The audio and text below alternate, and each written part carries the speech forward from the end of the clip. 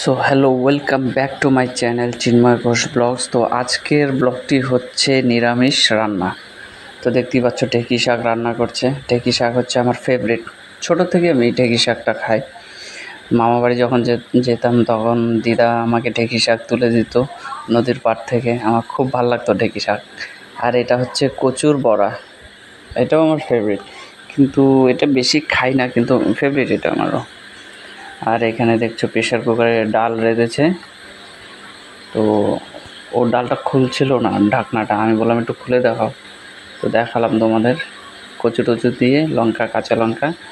আর এখানে দুটো হাঁড়ি দেখতে পারছো তোমরা। হয়তো বলবে যে দুটো হাঁড়ি কিসের জন্য, এটা ফোন চার্জ হচ্ছে। তো দুটো হাঁড়ি হচ্ছে, আমি খাই হচ্ছে মোটা চাল, আমি আর আমার বাবা খায় হচ্ছে চিকন চাল, বাবা মা। তো যার জন্য দুটো হাঁড়ি। আর সকালের ব্রেকফাস্ট ছোলা বাদাম, তো এর জন্যই দুটো হাঁড়ি। তো সবাই হয়তো বলতে পারো যে হ্যাঁ দুটো হাঁড়ি, অন্য কিছু ভাবতে পারো, তো সেরকম কিছুই না। অ্যাকচুয়ালি তিনটা হাঁড়ি দেখাচ্ছে এখানে। তিনটে হাঁড়ির জন্য বলছি, কেন তিনটা হাঁড়ি, কারণ রাত্রের যে ঠান্ডা ভাতটা থাকে তো ওটা একটা হাঁড়িতে থাকে।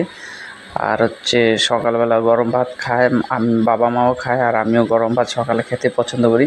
তো যার জন্য এখানে তিনটে হাঁড়ি। দুটো ভালো রান্না করা হয়েছে নতুন গরম গরম, আর ওটা হচ্ছে সকালের, যার জন্যই তিনটা। এই দেখো সকালের রান্না। শাকটা কি পুরা পুরা লাগে কেন? শাকটা পোড়া পোড়া লাগে।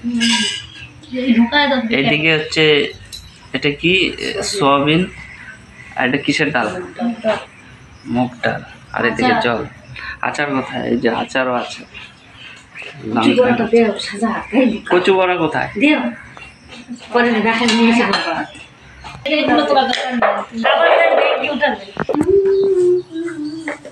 তো খাওয়া দাওয়া করে আমি একটু আলিপুরে যাব। তো একটু দরকারে যাব। তো দেখাচ্ছি তোমার। খাওয়া দাওয়া করে নিয়ে আগে এটা ব্রেকফাস্টই তো, ব্রেকফাস্ট না, সকালের ভাত এটা। তো খেয়ে নিই, পরে কথা বলছি। তো আলিপুরে যেই কাজের জন্য আমি এসেছিলাম, ওই কাজটি এখন একটু বাকি আছে, তার জন্য আমি একটু চলে এসেছি ফুচকার দোকানে। ঠিক, আর এদিকে ফুচকা খেতে এসে দেখি ফুচকা শেষ। এইদিকে এত সেল হচ্ছে, আমি দেখি আলু নেই, কিচ্ছু নেই। দাদা বলছে দাঁড়াও একটু দাঁড়াও, হয়ে যাবে, এখনই চলে আসবে। আমি কই এতগুলো লোক দাঁড়িয়ে আছে, কোথার থেকে ফুচকা দেবা তুমি? ফুচকাই তো নেই। হ্যাঁ হয়ে যাবে।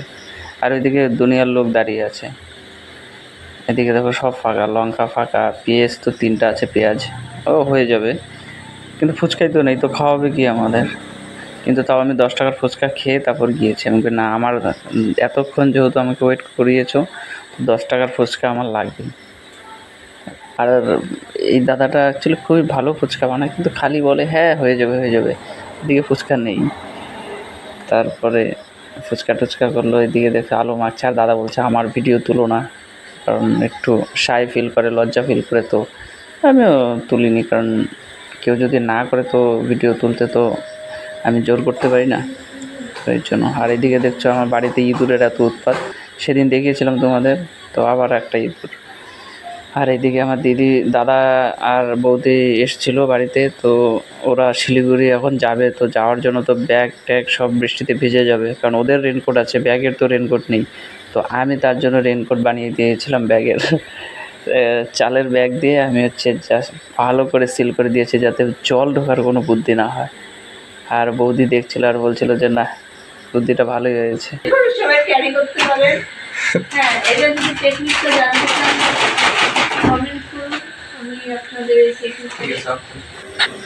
আর এদিকে চলে এসেছিলাম আমি একটা শার্ট নিতে। তো কালকে নিয়েছিলাম, এই ভিডিওটা আমি পরে অ্যাড করেছি। তো শার্টটা ভালো লেগেছিলো, তো আমি নিয়ে নিলাম। 1 পিসই ছিল এই শার্ট, তো আমার খুব পছন্দ হয়েছে।